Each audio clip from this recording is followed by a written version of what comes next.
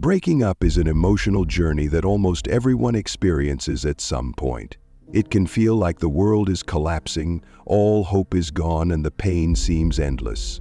Especially when the person you once loved wholeheartedly suddenly turns their back on you, everything seems even more challenging. But there's an interesting thing that not everyone realizes. After a breakup, exes often tend to test you in one way or another. Whether it's through sudden messages, ambiguous attitudes, or actions that leave you confused, it seems like they're reading you, checking your reactions, or sometimes trying to fill their own void. I understand how you're feeling right now. You might be asking yourself, why are they acting this way? Are their actions a sign they want to come back, or are they simply proving they've moved on? Whatever the reason, these behaviors often leave you trapped in a whirlwind of confusion and heartbreak. But here's what I want you to remember. You are not alone, and you can absolutely overcome this phase. Instead of letting these challenges control your emotions, let's take a closer look together. Why does your ex test you? What do they truly want? And most importantly, how can you protect your emotions while also making them reevaluate your worth? Remember, you don't need to change yourself to hold on to someone. The key lies within you, and I'll reveal it in the next part of the video. For now, let's explore the ways your ex might test you and how you can navigate every emotion, paving the way for a new chapter filled with strength, confidence, and energy. This journey is not just about facing your pain, but about becoming the best version of yourself. Let's get started today. After a breakup, especially when they are the one who initiated it, you may find yourself in a state of grief and instability, feeling as though everything has come to an end. But then, unexpectedly, they display contradictory actions that leave you wondering, do they truly want to come back, or is this just a psychological game? What lies behind these confusing signals? What are their true intentions? Let's uncover the answers right now. Number 1. Your ex wants to be friends. At first glance, this might seem like a reasonable and mature suggestion, but your feelings are likely far more complicated. This proposal feels like a crossroads. You want to maintain a connection with them, yet something about it feels off. So, what's really behind this suggestion? Here's the truth. The let's be friends offer after a breakup isn't just a kind gesture as it might appear. In reality, it could be your ex's way of testing you, gauging your feelings, or even keeping you close enough to feel comfortable. Meanwhile, you might easily fall into an emotional trap, accepting a role you don't truly want.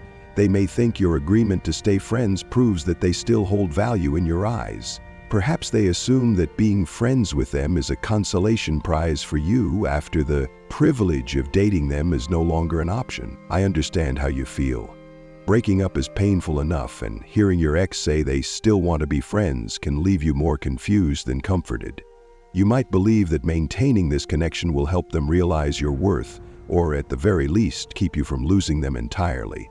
While this may seem true, their intent isn't necessarily to rekindle the relationship. Instead, it often just shows they still care about you in a limited capacity. So what? You need to decline this offer, as it's often more about easing their guilt than offering genuine friendship.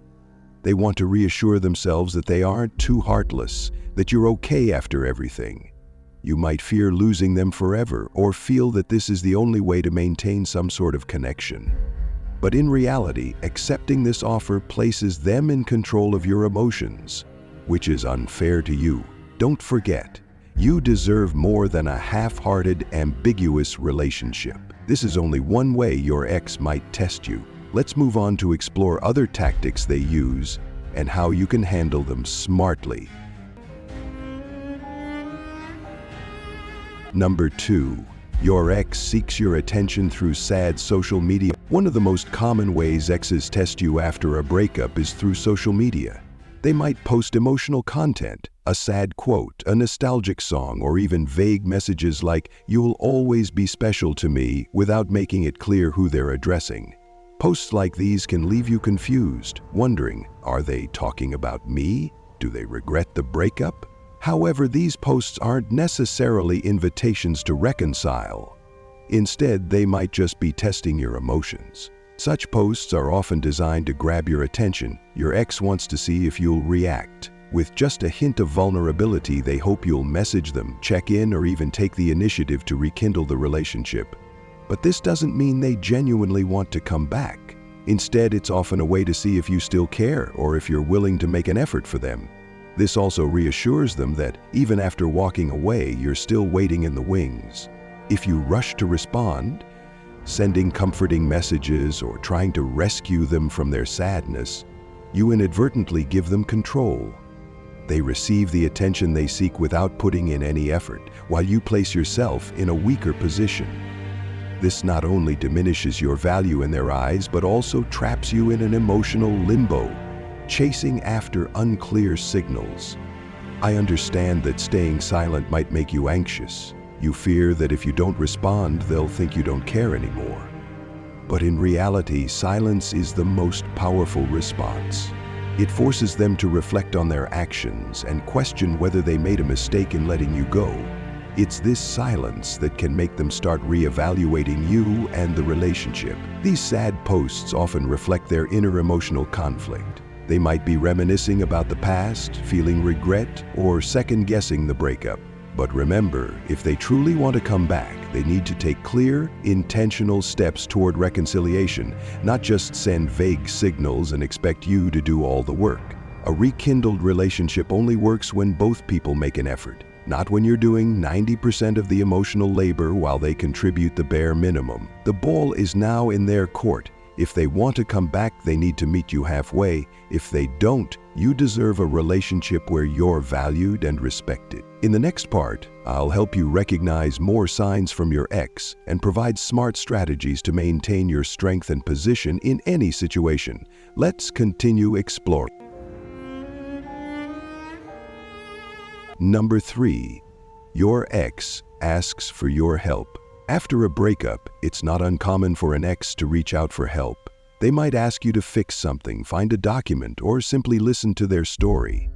On the surface, this may appear as a way to reconcile or show that they still care. However, in reality, this could be their way of testing your emotions, whether you still prioritize them or if you're ready to let go. When a relationship ends, so should the responsibilities and obligations you once shared. Breaking up means they've relinquished their right to expect your support as they did before. If you readily agree to help, you not only spend your time and energy on them, but also send the message that they still have the right to make demands on you. This diminishes your value and keeps you emotionally stuck, making it harder to move forward. Set clear boundaries. You owe them nothing, and this doesn't mean you're heartless or bitter. It simply shows you know how to protect your emotions. A gentle yet firm refusal might be, "Sorry, I can't help you right now, I'm busy." This response is polite yet reinforces that your life no longer revolves around them. Refusing to help not only preserves your self-respect, but also forces them to face the consequences of ending the relationship. When you don't accommodate their requests, they'll realize you're no longer someone they can easily lean on. This might even prompt them to reflect on how they've treated you. Of course, not every request requires rejection. If their request is truly urgent and you feel comfortable helping without letting your emotions get entangled, you can consider assisting. However, ensure that your decision is based on your comfort, not a hope for reconciliation. Number 4, your ex tries to make you jealous. Listen, another common tactic exes use after a breakup is deliberately trying to make you jealous. They might talk about someone they're dating or hint that someone new is interested in them.